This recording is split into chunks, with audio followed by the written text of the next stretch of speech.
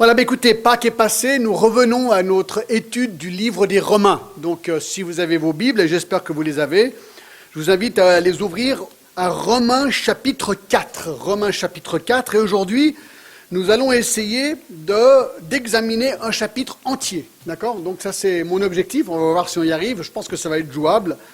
Un chapitre vraiment passionnant. Et donc, j'ai donné le titre à ce message, celui-ci, « Comment ceux dans l'Ancien Testament étaient-ils sauvés ?» Comment ceux dans l'Ancien Testament étaient-ils sauvés? Peut-être que vous vous êtes déjà posé cette question. Pour nous, en tant que chrétiens, c'est assez facile. On regarde en arrière à la croix, et bon, c'est facile de comprendre, disons plus facile de comprendre comment on est sauvé. Mais dans l'Ancien Testament, peut-être vous n'avez pas trop le concept de comment ça se passait. Et donc, notre objectif aujourd'hui, c'est de vous annoncer comment ça se passait dans l'Ancien Testament. J'aimerais lire, pas tout le chapitre maintenant du premier coup, juste les premiers 12 versets pour nous mettre dans le bain du chapitre. D'accord? Donc Romains 4, je vais lire les versets 1 à 12. Que dirons-nous donc qu'Abraham, notre père, selon la chair, a obtenu? Si Abraham a été justifié par les œuvres, il a sujet de se glorifier, mais non devant Dieu. Car que dit l'Écriture? Abraham crut à Dieu, et cela lui fut imputé à justice. Or, à celui qui fait une œuvre, le salaire est imputé, non comme une grâce, mais comme une chose due. Et à celui qui ne fait point d'œuvre, mais qui croit en celui qui justifie l'impie, sa foi lui est imputée à justice. De même, David exprime le bonheur de l'homme à qui Dieu impute la justice sans les œuvres. Heureux sont ceux dont les iniquités sont pardonnées et dont les péchés sont couverts. Heureux l'homme à qui le Seigneur n'impute pas son péché. Ce bonheur n'est-il pas pour les circoncis ou est-il également pour les circoncis? Car nous disons que la foi fut imputée à justice à Abraham. Quand donc lui fut-elle imputée? Était-ce après ou avant sa circoncision? Il n'était pas encore circoncis, il était incirconcis. Et il reçut le signe de la circoncision comme sceau de la justice qu'il avait obtenue par la foi quand il était incirconcis, afin d'être le père de tous les circoncis qui croient, pour que la justice leur soit aussi imputée. Et le père des circoncis, qui ne sont pas seulement circoncis, mais encore qui marchent sur les traces de la foi de notre père Abraham, quand il était incirconcis. Que Dieu bénisse sa parole ce matin. Alors, vous vous rappelez peut-être que la dernière fois, nous étions dans le chapitre précédent, et juste pour réviser très brièvement Romains, pour ceux qui n'étaient pas encore ici ou qui n'étaient pas là, tout simplement le chapitre 1, alors Paul annonce l'évangile, le but du livre c'est vraiment d'annoncer l'évangile de Jésus-Christ, Romains 1,16, et le chapitre 1, globalement, c'est une condamnation des païens, pour leur montrer qu'ils sont condamnés devant Dieu pour leurs péchés. Chapitre 2, globalement, c'est la condamnation des Juifs, pour eux aussi leur montrer qu'ils sont devant Dieu pécheurs et condamnés. La première partie du chapitre 3, c'est la condamnation du monde, en fait. Le monde entier est sous l'empire du péché, nous dit ce texte. Donc, personne dans le monde n'est juste devant Dieu de par ses propres œuvres. Il est condamné. Et la deuxième partie du chapitre 3, c'est ce que nous avons vu il y a 2 semaines en arrière, c'est la justification par la foi. Ok, si le monde entier est condamné, alors comment peut-on être juste devant Dieu? Eh bien, pas par nos propres œuvres, mais par la grâce de Dieu qui, en Jésus-Christ, nous donne la justification par la foi. Et ça, on le voit, par exemple, dans le chapitre 3 et le verset 24, ils sont gratuitement justifiés par sa grâce, par le moyen de la rédemption qui est en Jésus-Christ. Et donc justement, en examinant ce texte la dernière fois, nous avons conclu que l'homme est justifié sans les œuvres, par la foi, du péché, par la grâce, à grand prix, par apaisement, sans orgueil et sans distinction. Et ça nous a amené au chapitre 3 et le verset 30. Alors maintenant, si vous êtes à Rome, à l'époque, vous êtes un juif dans l'église de Rome, et vous entendez, ou un juif hors de l'église, mais disons, vous entendez parler de cela, et surtout les chrétiens d'origine juive à Rome qui reçoivent cette lettre, se poseraient probablement cette question. S'il est clair que nous sommes justifiés par la foi en Jésus-Christ à notre époque du Nouveau Testament, comment nos ancêtres juifs dans l'Ancien Testament, eux, étaient-ils sauvés ou justifiés? Eux, ils n'avaient pas encore Jésus-Christ. Leur salut dépendait-il des bonnes œuvres ou d'autre chose? La question est parfaitement légitime. Eh bien, au chapitre 4, qui est un chapitre surprenant, que nous voulons examiner, j'espère, d'un bloc, comme Paul a comme but de prouver non seulement qu'Abraham, alors attention, Abraham, c'est pas n'importe qui, c'est le père des Juifs, d'accord? Il veut montrer non seulement que Abraham avait été justifié par la foi, mais aussi le roi David. Voilà son but. Et par ces exemples frappants, Paul explique comment une personne dans l'Ancien Testament était sauvée. Alors, essayons de comprendre un petit peu le regard des Juifs sur Abraham. Parce que Paul utilise ici un exemple un petit peu audacieux. Abraham, selon eux, selon les Juifs, avait bel et bien mérité sa faveur d'avec Dieu à cause de sa propre fidélité. Eux, ils se sont dit, Dieu a choisi Abraham parce qu'il était un homme juste. Et donc, il est devenu le père, disons, des Juifs. Alors, c'est intéressant, il y a plusieurs textes qui nous confirment cela. La prière de Manassé, numéro 8, c'est une prière apocryphe, elle n'est pas dans la Bible, mais voilà ce qui circulait à l'époque des Juifs. Je vous cite cette prière, elle dit ceci: « Ô Dieu des justes, tu n'as pas ordonné la repentance pour les justes, pour Abraham, pour Isaac, pour Jacob, qui n'ont pas péché contre toi, mais tu as ordonné la repentance pour moi, qui suis pécheur. » Déjà dans cette prière, on voit que les Juifs avaient l'idée qu'Abraham, Isaac, Jacob, eux, ils étaient dans une sorte de catégorie spéciale, sans péché, du moins selon cette prière. Il y a encore un livre qui s'appelle le livre des Jubilés, 23-10, un autre livre apocryphe qui date du IIe siècle avant Jésus-Christ. Donc ceci n'est pas dans la Bible, mais c'est ce qui circulait, d'accord? Elle dit ceci, elle minimise les faiblesses des patriarches et dit « Abraham était parfait dans toutes ses œuvres avec le Seigneur, il était bienfaisant en justice tous les jours de sa vie. »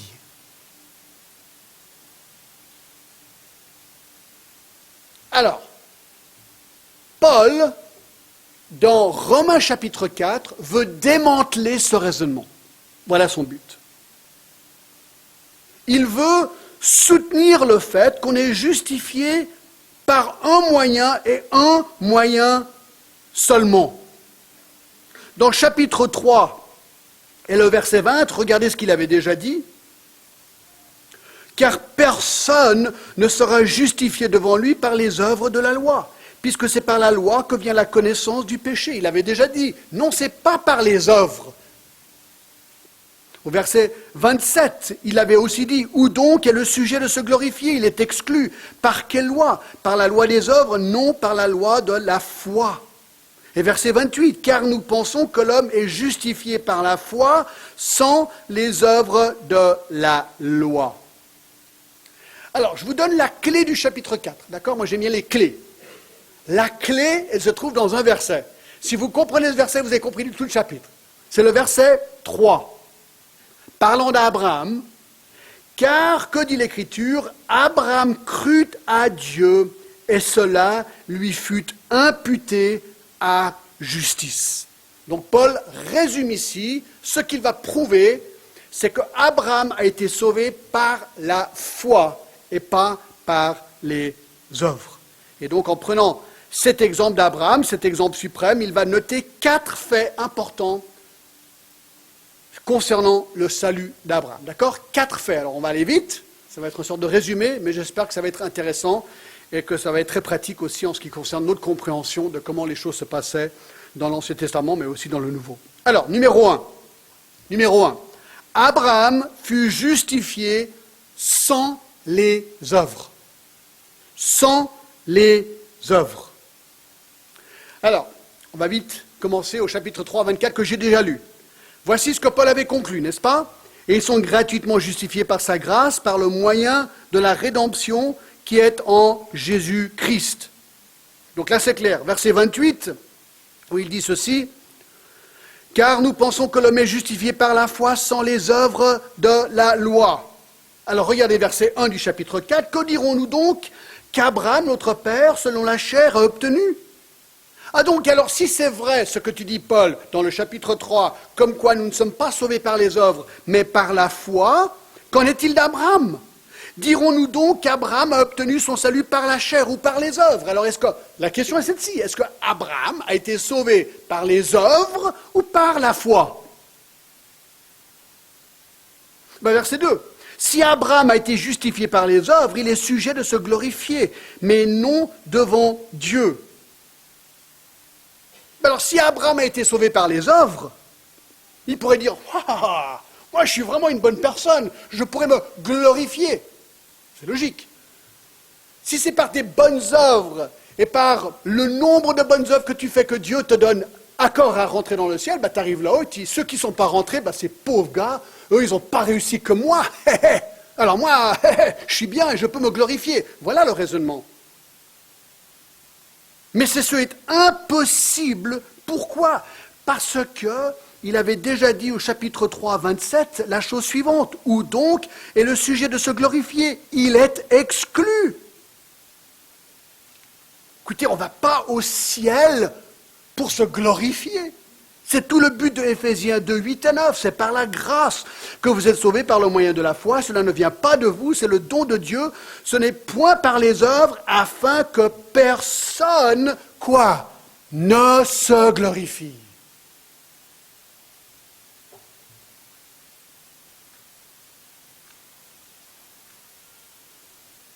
Et là, on arrive au verset clé, verset 3.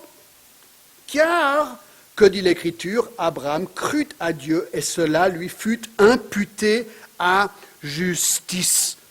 Alors Paul cite Genèse 15:6. On ira dans quelques instants, d'accord? On y reviendra. Mais là, il veut tout simplement montrer qu'Abraham n'a pas été sauvé par les œuvres, que la Bible est claire sur ce point, mais qu'il a été sauvé par la foi. Alors, le mot imputé, regardons les mots, car il est écrit « Abraham crut à Dieu, cela lui fut imputé à justice ». Le mot imputé veut dire crédité, c'est un terme bancaire.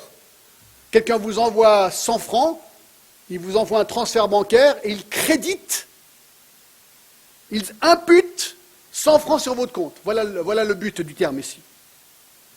Mais ils imputent quoi ici? La justice, et là on l'a déjà vu, ça veut dire l'innocence, le pardon. D'être déclaré innocent, c'est justice.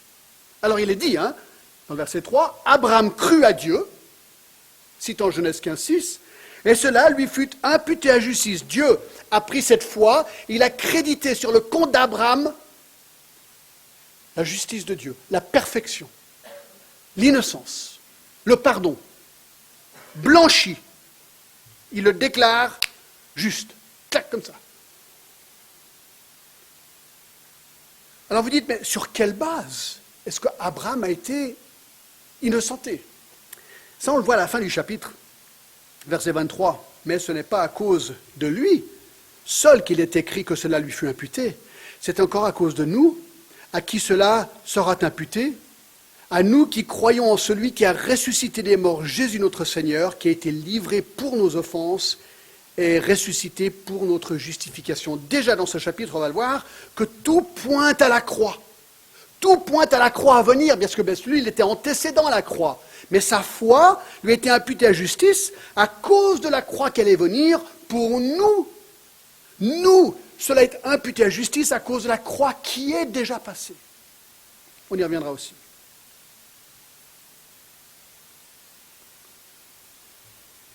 Lorsque Abraham a cru à Dieu et à sa promesse, c'est là qu'il fut sauvé, c'était sur la base du Messie à venir. Alors bien sûr, vous direz, mais Abraham et les autres personnes dans l'Ancien Testament ne comprenaient pas parfaitement, comme nous on comprend aujourd'hui, l'œuvre du Messie sur la croix. C'est vrai, mais il avait assez d'informations pour pouvoir croire et pouvoir être justifié. Allez avec moi, et là vous allez être époustouflé par ce verset dans Jean 8. Allez avec moi à Jean 8. C'est incroyable ce que Jésus dit par rapport à Abraham ici. Jean 8 et le verset 28. Jean 8, 56, c'était pas 28, c'est Jean 8, 56. Jésus parle, alors c'est ce que Jésus dit par rapport à Abraham. Et il dit ceci, Abraham, votre père, Jésus parle, a tressailli de joie de ce qu'il verrait mon jour. Et il l'a vu, et il s'est réjoui. Les Juifs lui dirent, tu n'as pas encore 50 ans, tu as vu Abraham. Jésus leur dit, en vérité, je vous le dis, avant qu'Abraham fût, je suis. Tout ce que je veux noter ici, c'est que Jésus confirme qu'Abraham, bien qu'il avait une compréhension imparfaite de ce qui allait venir, Abraham pensait bien au Messie à venir. C'est ce que Jésus dit ici. Dans Galates 3, et le verset 6, Galates 3, 6, espérons que cette fois-ci le verset est bon. Comme Abraham crut à Dieu et que cela lui fut imputé à justice, reconnaissez donc que ce sont ceux qui ont la foi qui sont fils d'Abraham. Aussi l'Écriture, prévoyant que Dieu justifierait les païens par la foi, a d'avance annoncé cette bonne nouvelle à Abraham. Toutes les nations seront bénies en toi, ainsi ceux qui croient sont bénis avec Abraham le croyant. Le verset 13, Christ nous a rachetés de la malédiction de la loi, étant devenu malédiction pour nous. Donc, il parle du fait qu'en Abraham, les nations seraient bénies. Il est en train de pointer à cette bénédiction par le Messie qui viendrait. On voit au verset 13 qu'on est racheté de la malédiction de la loi. Et le verset 24, ainsi la loi était comme un précepteur pour nous conduire à Christ, afin que nous soyons justifiés par la foi. Toutes ces choses pointent tout simplement au fait qu'Abraham déjà avait le regard sur le Messie à venir. Alors certains diront, oui, mais John, est-ce qu'il n'y a pas un verset dans Jacques qui contredit cette idée, Jacques 2, 21 ? Alors notons-le, parce que si je ne le note pas, quelqu'un va venir me poser la question tout à l'heure, d'accord ? 2, 21 dit, Abraham, notre père, ne fut-il pas justifié par les œuvres ? Intéressant. Lorsqu'il offrit son fils sur l'autel, c'était plus tard. Tu vois que la foi agissait avec ses œuvres, et que par les œuvres, la foi est rendue parfaite. Ainsi s'accomplit ce que dit l'Écriture, Abraham crut à Dieu, et celui le fut imputé à justice, car il fut appelé ami de Dieu. Et ensuite il dit, mais vous voyez que l'homme est justifié par les œuvres, et non par la foi seulement. Alors il fallait voir, c'est marrant, Jacques et Paul utilisent le même verset et une conclusion différente. Alors, est-ce qu'il y a une contradiction là ? Bien non. Bien non, pas du tout. Non, à première lecture, ça pourrait donner cette impression, mais il faut expliquer le contexte de chaque livre. Romains a un but spécifique, décrire comment on est sauvé. Jacques, son but est de montrer le résultat d'avoir été sauvé. Donc, Paul dit, si tu veux être sauvé, ce n'est pas par les œuvres, c'est que par la foi. Jacques dit, si tu es vraiment sauvé, ça se verra par tes œuvres. S'il n'y a pas d'œuvre, tu n'es pas sauvé. S'il n'y a pas de foi, tu n'es pas sauvé. Mais les œuvres post-croyance, post-foi. On revient à Romains 4.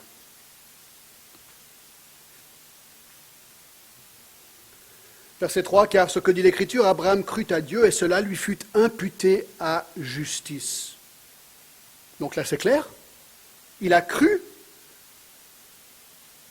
il a été justifié, verset 4, or à celui qui fait une œuvre, le salaire est imputé, non comme une grâce, mais comme une chose due. Et Paul dit, si c'est par les œuvres qu'il a été sauvé, alors cela aurait été un dû, comme un salaire. Verset 5. Et à celui qui ne fait point d'œuvre, mais qui croit en celui qui justifie l'impie, sa foi lui est imputée à justice. Alors ça, ce verset, il est absolument choquant pour un juif, parce qu'il dit que Dieu justifie l'impie. Or, Proverbe 17,15 dit que celui qui absout le coupable et celui qui condamne le juste sont tous deux sous une abomination de l'Éternel. Non, la réponse, ils peuvent être justifiés sur la base de leur foi et du sacrifice que Dieu a offert pour payer un prix, le sang de son propre Fils. Mais si c'est par la foi qu'il a été sauvé, alors c'est un don de la part de Dieu. Il ne peut se glorifier en rien. Son salut est accordé par un acte de foi. Alors, la question c'est, comment Abraham fut-il sauvé? Verset 3, par la foi. Là, vous pourriez peut-être penser, vous êtes juif, vous lisez ça, vous dites, ah, je ne suis pas convaincu. Ah, merci d'avoir posé. Autre exemple. Versets 6 à 8, regardez. David. De même, il est en train de dire, pour David, c'était pareil, le roi David exprime le bonheur de l'homme à qui impute la justice, à qui Dieu impute la justice sans les œuvres. Heureux ceux dont les iniquités sont pardonnées et dont les péchés sont couverts. Heureux l'homme à qui le Seigneur n'impute pas son péché.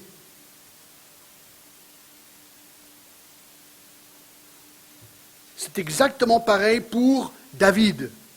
De même, ça montre que c'était pareil pour David que pour Abraham, qu'il est heureux du fait qu'il a été pardonné. Alors vous connaissez le contexte, c'est le psaume 32, 1 et 2.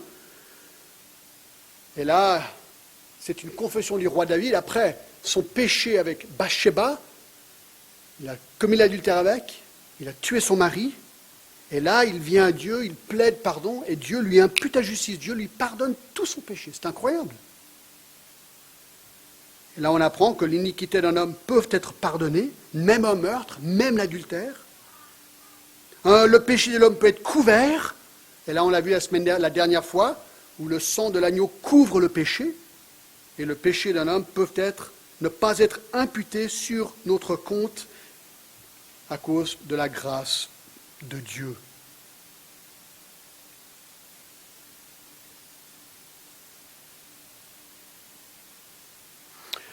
J'aimerais vous montrer Genèse 15. Reculons à Genèse 15. Allez avec moi à Genèse 15, d'accord? Vous dites, comment est-ce qu'il va terminer le chapitre en un jour? J'en sais rien. Mais on va voir, d'accord?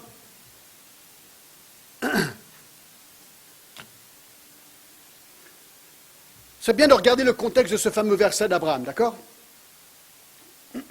Alors vous vous rappelez peut-être les circonstances de Genèse 15, Genèse 14. Abraham avait délivré son neveu Lot des 5 rois qui avaient fait alliance. Il y avait une guerre, il les a délivrés. Au verset 1 du chapitre 15, Abraham est inquiet qu'ils vont revenir. Dieu rassure qu'il va être son bouclier, qu'il serait récompensé aussi pour ce qu'il a fait. Abraham, au verset 2 et 3, est d'autant plus inquiet du fait qu'il voulait autre chose, un héritier.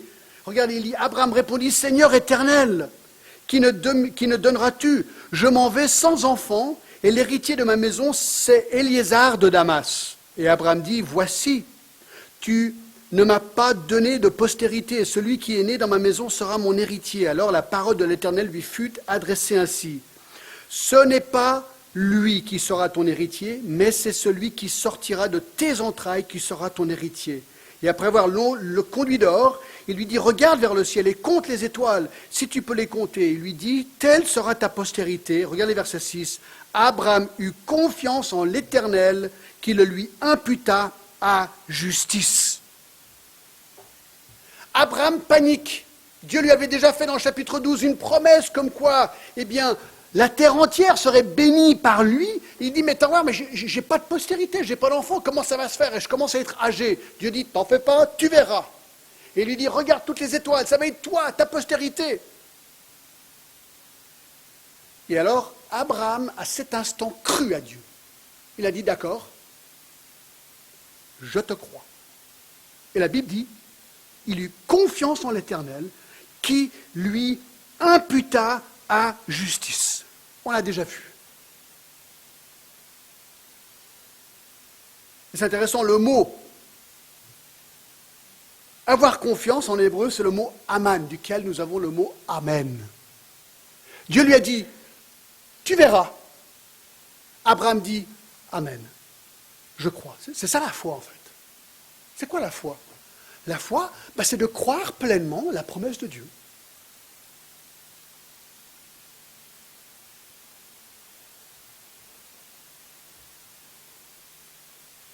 Et vous savez ce qui est surprenant avec la justification biblique? Abraham était très imparfait, vous le savez. Hein. Il était coupable pour son péché. Et pourtant, Dieu, dans sa miséricorde, à cet instant-là, lui accorde la grâce. Est-ce qu'il a fait quelque chose? Non, il a cru. Il a cru.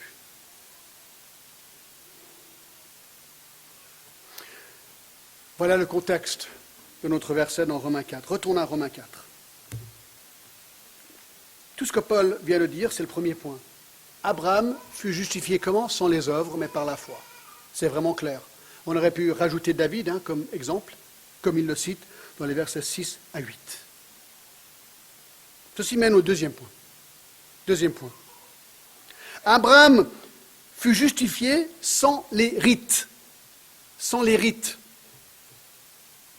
Alors maintenant, on revient au sujet de la circoncision, d'accord? Regardez verset 9. Ce bonheur n'est-il pas pour les circoncis ou est-il également pour les incirconcis?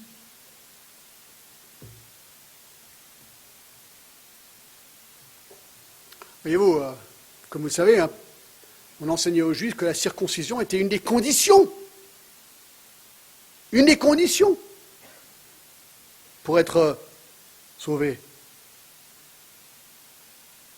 Alors, verset 9, Paul pose la question, est-ce que cette justification, est-ce que ce pardon immédiat par la foi est imputé ou réservé que pour les Juifs ou aussi pour les non-Juifs? C'est ça la question. Parce que puisqu'il utilise l'exemple d'Abraham et de David, un Juif pourrait conclure, voilà, donc c'est quand même réservé pour les Juifs. C'est quand même des exemples bien juifs, là. Hein. Donc est-ce que c'est aussi pour les non-Juifs? Quand même, tu ne vas pas aller jusqu'à là, Paul. Verset 10. Car nous disons que la foi est imputée à justice à Abraham. Oui, donc c'est parce qu'il prenait l'exemple. D'accord. Verset 10. Quand donc lui fut-elle imputée? Écoutez bien l'argument, il est vraiment clé. Donc suivez-moi maintenant, hein, si vous êtes... Revenez, d'accord, écoutez-moi bien, d'accord? Quand donc lui fut-elle imputée? Était-ce après ou avant sa circoncision? Il n'était pas encore circoncis, il était incirconcis. Écoutez, la réponse de Paul ici, elle est époustouflante pour un juif. Écoutez bien l'argument. Car Paul soulève ici un argument chronologique. Un détail chronologique dans le livre de Genèse que certains pourraient rater dans une lecture sommaire de ce livre. Paul pose la question, quand, on vient de le lire, dans Genèse 15-16, Abraham crut, et cela lui fut imputé à justice par Dieu. Quand, chronologiquement dans sa vie, est-ce que Genèse 15-6 et sa foi et son salut a-t-il eu lieu? Était-ce avant ou après sa circoncision?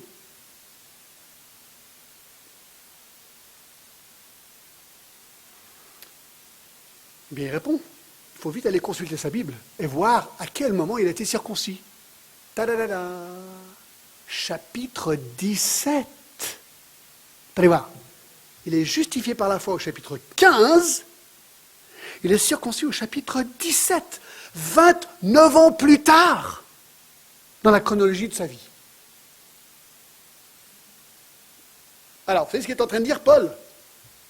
Attendez voir. Si le père de la nation juive pouvait être justifié avant d'être circoncis, alors sa conclusion est simple. La circoncision ne contribue rien au salut d'une personne. Et cela veut dire donc que d'autres non circoncis comme il l'avait été peuvent être déclarés justes par la foi et sans circoncision. Un commentateur a dit qu'Abraham, en fait, a été converti en tant que non-juif. Il n'était même pas circoncis. C'est intéressant, non? C'est super intéressant, puisque c'est lui le père de la nation.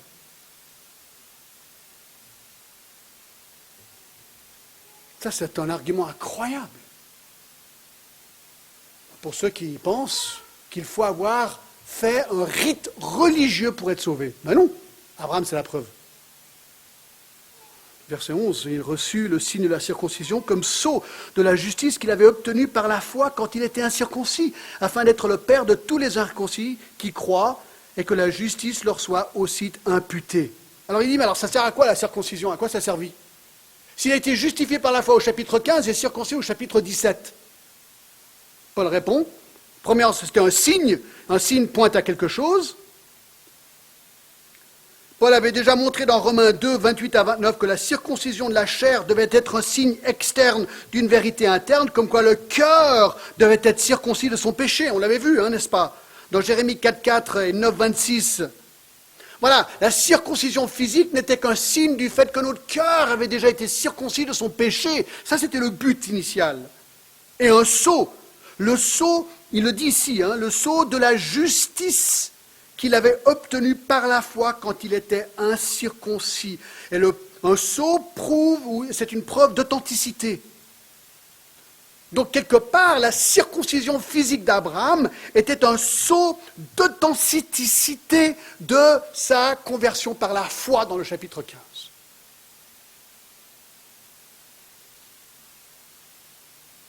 La circoncision d'Abraham fut un signe et un sceau externe qui confirmait son salut au chapitre 15.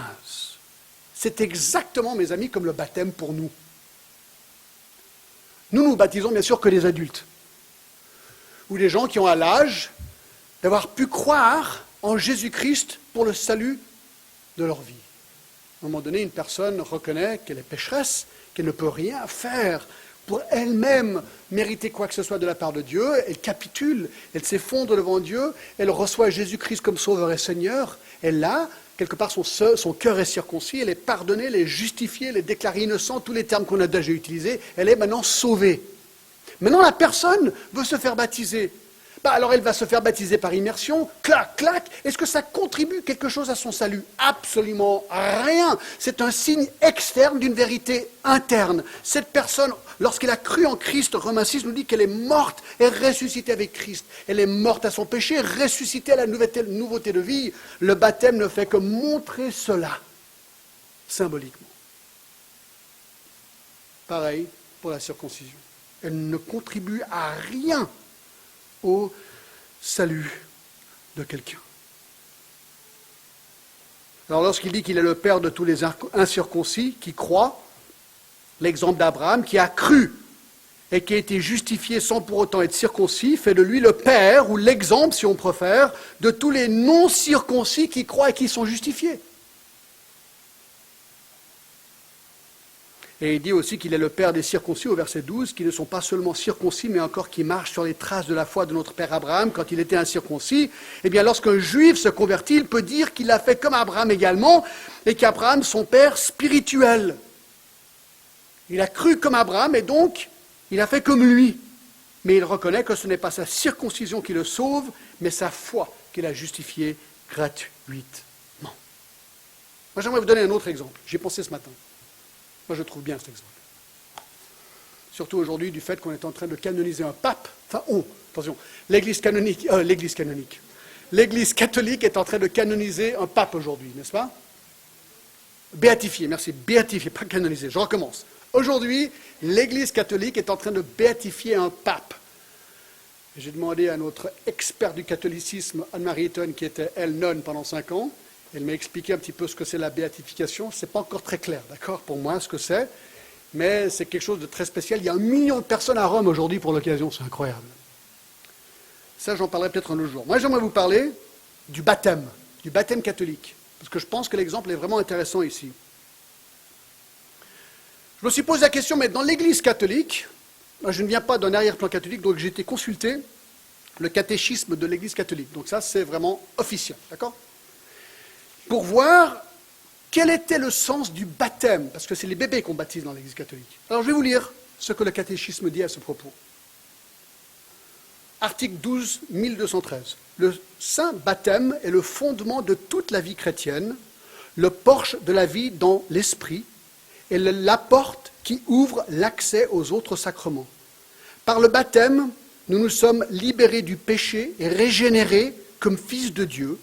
Nous devenons membres du Christ et nous sommes incorporés à l'Église et faits participants à la mission. Le baptême est le sacrement de la régénération par l'eau et dans la parole. Donc si j'ai bien compris, le baptême régénère, sauve. Je continue. Article 1250. Naissant avec une nature humaine déchue et entachée par le péché originel, les enfants, eux aussi, ont besoin de la nouvelle naissance dans le baptême, afin d'être libérés du pouvoir des ténèbres et d'être transférés dans le domaine de la liberté des enfants de Dieu, à laquelle tous les hommes sont appelés. La pure gratuité de la grâce du salut est particulièrement manifeste dans le baptême des enfants. L'Église et les parents priveraient dès lors l'enfant de la grâce inestimable de devenir enfant de Dieu s'il ne lui conférait le baptême peu après la naissance. Alors j'avais un petit doute encore, jusqu'à ce que j'ai atterri sur l'article 1257, qui dit ceci: le Seigneur lui-même affirme que le baptême est nécessaire pour le salut.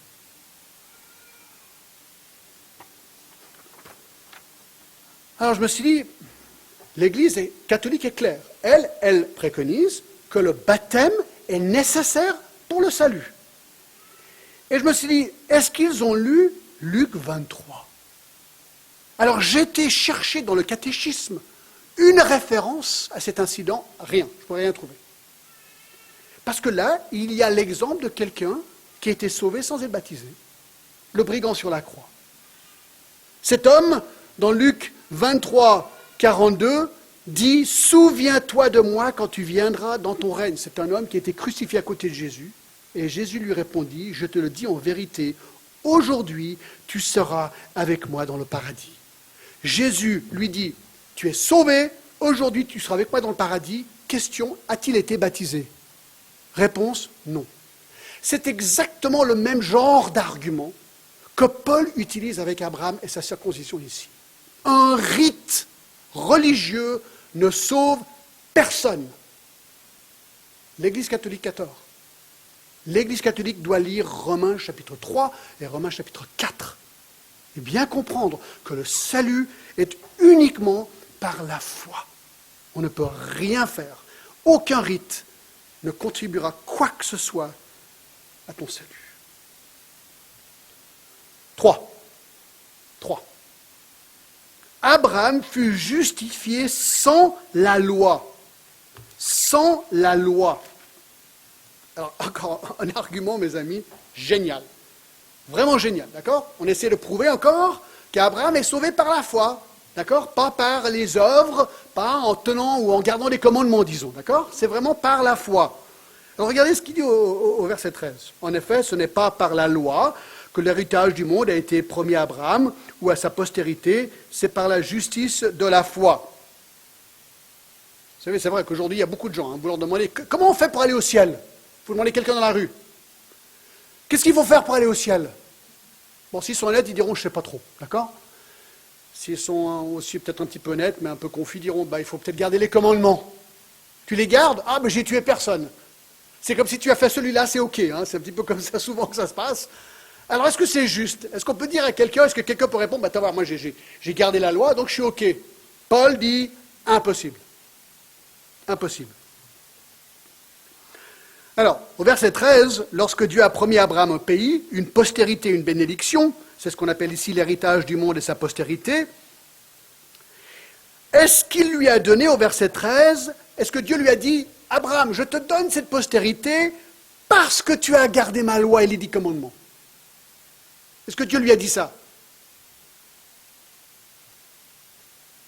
Et c'est ce qu'il dit ça. En effet, ce n'est pas par la loi que l'héritage du monde a été promis à Abraham ou à sa postérité, c'est par la justice de la foi. Il dit non, c'est pas par la loi. C'est pas en gardant une soi-disant loi, non.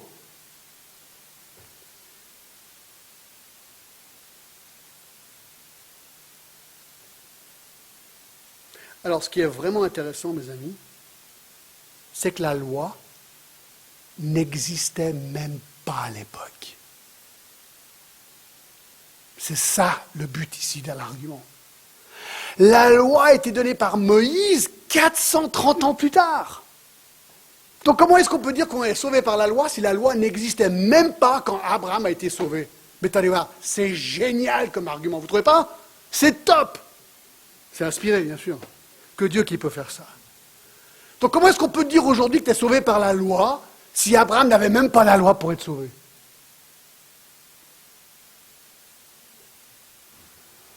Car si les héritiers le sont par la loi, la foi est vaine et la promesse est annulée. Même si c'était possible qu'il y avait eu une loi, c'était impossible. C'est ce qu'il dit, la foi est vaine. La promesse est annulée. Car la loi produit la colère, et là où il n'y a point de loi, il n'y a point non plus de transgression. Vous savez ce qu'il est en train de dire ici? Le problème avec la loi, c'est que la loi, tu peux essayer de la garder, mais le but de la loi, c'est pas pour te sauver, parce que tu n'arrives pas à la garder. Le but de la loi, c'est la colère. Le but de la loi, c'est que Dieu te donne la loi pour te montrer que tu n'arrives pas à la garder. C'est ça qu'il est en train de dire. Elle produit la colère. C'est ce qu'il avait dit déjà au chapitre 3, verset 19. Nous savons que ce que dit la loi, elle le dit à ceux qui sont sous la loi, afin que toute bouche soit fermée, que tout le monde soit reconnu coupable devant Dieu. Car personne ne sera justifié devant lui par les œuvres de la loi, puisque c'est par la loi que vient la connaissance du péché. Lis la loi, et il ne faudra pas beaucoup de temps pour que tu réalises que ta vie est complètement en décalage avec sa loi.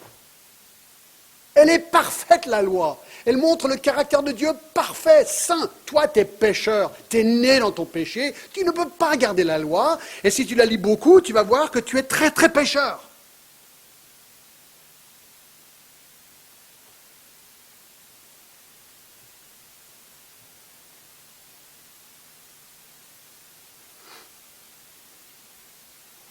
Verset 16, c'est pourquoi les héritiers le sont par la foi, pour que ce soit par la grâce, afin que la promesse soit assurée à toute la postérité, non seulement à celle qui est sous la loi, mais aussi à celle qui a la foi d'Abraham, notre Père, à tous, selon qu'il est écrit, « Je t'établis Père d'un grand nombre de nations, il est notre Père devant celui auquel il a cru, Dieu, et il donnera la vie aux morts. » Et qui appelle les choses qui ne sont point comme si elles étaient. Il dit, puisque la loi ne fait que de révéler la colère de Dieu et non pas sa justification des pécheurs, il est décidé de sauver les hommes par la foi et par sa grâce. Il donne le pardon total, la vie éternelle, par la foi. Le reste, les versets 16 et 17, sont là pour assurer que le salut est assuré à ceux qui l'acceptent par la foi et pour tous qui le veulent, juifs et non-juifs. Voilà. Voilà son point. Son point que ce n'est pas par la loi qu'on est sauvé. La loi n'existait même pas. D'accord? Et là, on termine. Point 4. Abraham fut justifié sans ses forces. Alors ça, c'est une section très intéressante. Ces versets sont une élaboration de cette phrase au verset 17 qui dit qu'il donne la vie aux morts. Paul revient sur la promesse de Dieu qu'il avait faite à Abraham, comme quoi il aurait une postérité. Problème. Vous vous rappelez peut-être l'histoire, Abraham et Sarah devenaient très âgés. Trop âgés pour avoir des enfants. Est-ce que vous avez déjà posé la question pourquoi Dieu leur a donné leur enfant de postérité quand Abraham avait 99 ans et Sarah avait 89 ans? Pourquoi si tardivement dans la vie?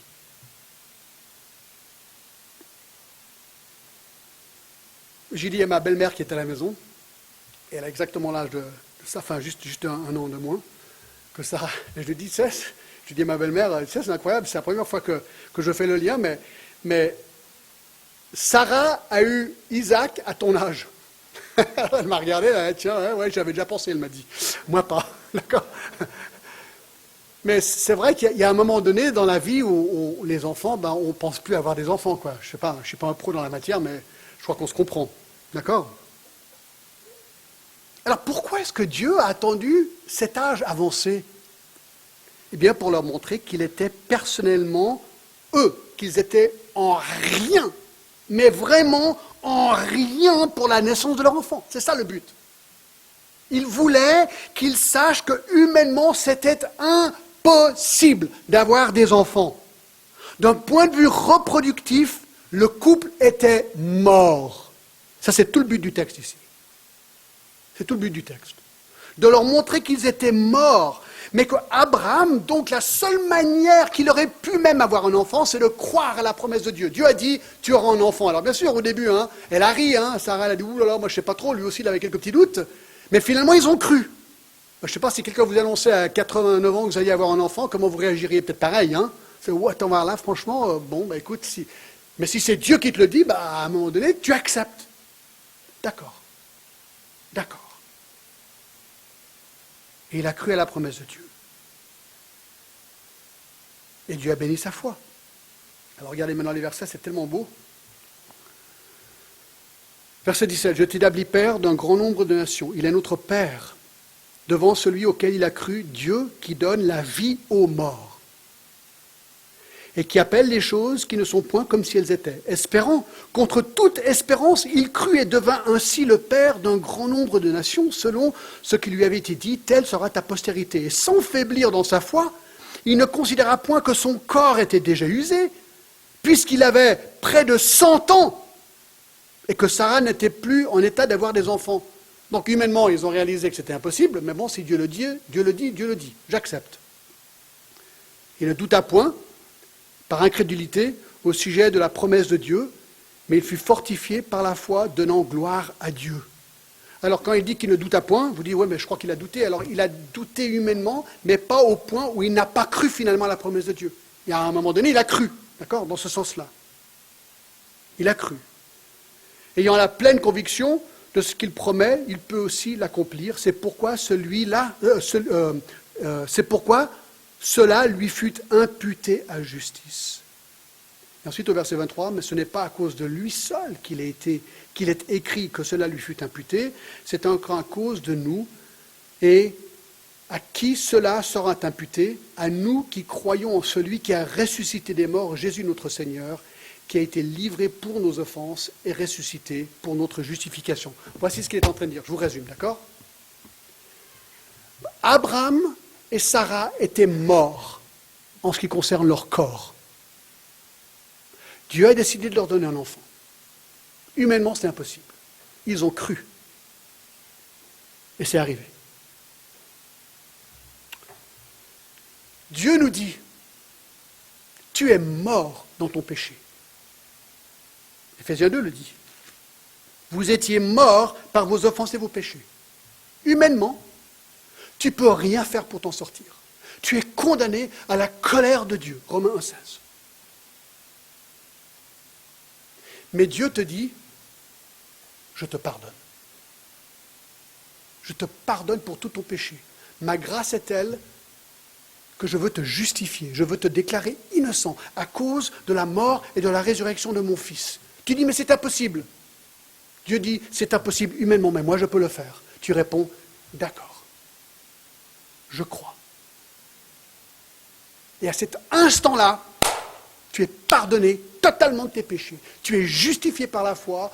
Dieu te donne le pardon, sa justice, il t'innocente. Tous tes péchés, passés, présents et futurs, sont pardonnés. Et Dieu a tant aimé le monde qu'il a donné son Fils unique, afin que quiconque croit ne périsse point, mais qu'il ait la vie éternelle. Voilà ce que Dieu te donnera. Et c'est exactement ce qu'il a fait pour Abraham, c'est exactement ce qu'il a fait pour David, et c'est exactement ce qu'il veut faire pour toi et pour moi. Amen. Ça, c'est le but du chapitre 4. Ça, c'est le but de Romains 4. Merci Seigneur.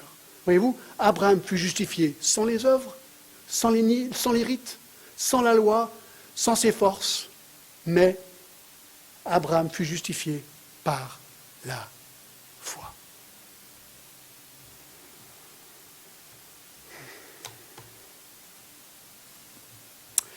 Vous savez, il y a peut-être 33 ans en arrière, je venais de quitter l'université. J'avais mon nouveau travail, premier travail hors de l'université. J'ai été engagé par une compagnie aérienne pour être steward, la compagnie Panam. Et donc j'avais 3 mois d'attente, je ne savais pas ce que j'allais faire parce que ma formation était à Hawaï. C'était vraiment un poste très très difficile, vous savez. Et alors, j'avais 3 mois d'attente et mon frère m'a dit, John, viens à Los Angeles et tu peux habiter avec moi pendant 3 mois. Alors, mon frère et moi, on était meilleurs amis, mais quand je me suis converti, lui s'est pas converti et lui vivait une vie de débauche totale. Et ça a mis une grande tension quelque part entre nous. Alors, on était amis, mais nos vies étaient incompatibles, quoi. Il me dit, viens vivre avec moi. Alors, j'ai dit, OK. Et c'était 3 mois difficiles, enfin étranges, parce que moi, j'aimais le Seigneur. Et j'allais au culte constamment et tout ça. Puis lui, il vivait une vie de débauche dans le même appartement. Et je voyais mon frère, je voulais tellement qu'il vienne au Seigneur, mais je ne savais pas comment faire. Alors j'ai décidé que je n'allais rien lui dire. Je ne voulais pas habiter avec lui, le condamner là, à une longueur de journée. Alors j'ai décidé, je ne vais rien dire, puis voilà, quoi. Je vais vivre ma vie, puis c'est très bien, et puis voilà. Alors j'ai rien fait, j'ai simplement vécu ma vie. Puis le jour J était arrivé où je devais partir. Et alors, bon, il est pilote, donc il m'a dit, John, je te prends à l'aéroport en avion. Donc il a pris son avion, puis on est descendu. Et moi, le dernier truc que j'ai fait avant de partir, j'avais un petit bouquin qui s'appelle Connaître Dieu personnellement, et je l'ai posé sur son lit avec un cadeau. Et je lui ai dit, merci pour ton hospitalité. Puis ce petit livre qui s'appelle Connaître Dieu personnellement, je l'ai mis là sur son lit. On est parti, il m'a pris à l'aéroport. Moi, je suis parti à Honolulu. Puis le lendemain, il m'appelle. Il me dit, John, je suis rentré à mon appartement. Je suis allé vers mon lit, et là, j'ai vu le cadeau, et j'ai vu le petit bouquin. John, j'ai commencé à pleurer comme un bébé.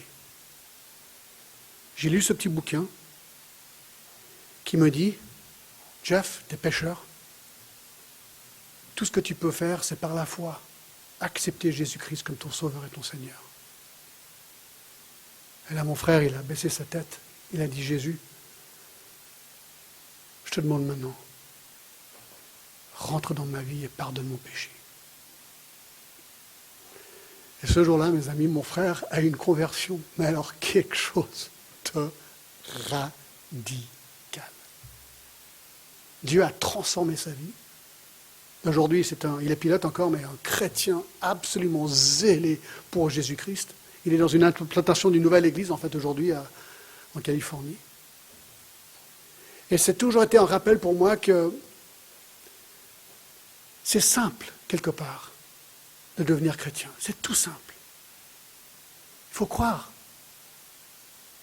Mais c'est très compliqué. C'est très compliqué parce que Dieu a dû sacrifier son Fils pour nous. Et le seul truc qu'il faut faire, mes amis, c'est de reconnaître ton péché. Et dire, écoute, Jésus, tu as tout fait. Invite maintenant. Et sauve-moi. Inclinons-nous. Seigneur, en effet, nous ne pouvons que te rendre grâce. Ce qui est arrivé à mon frère, c'est ce qui était arrivé à Abraham, dans Genèse 15 et le verset 6. À David, dans le psaume 32, versets 1 et 2. À moi, le 2 novembre 1976, et à tant d'autres, Seigneur, autour du monde. Oh Seigneur, merci. Merci que le salut est par la grâce. Un don de ta part que nous acceptons par la foi et pas par les œuvres. Seigneur, s'il y a quelqu'un ici ce matin qui ne te connaît pas, que maintenant il fasse appel à toi, tout simplement, dans leur cœur. Et nous te remercions. Au nom de Jésus. Amen.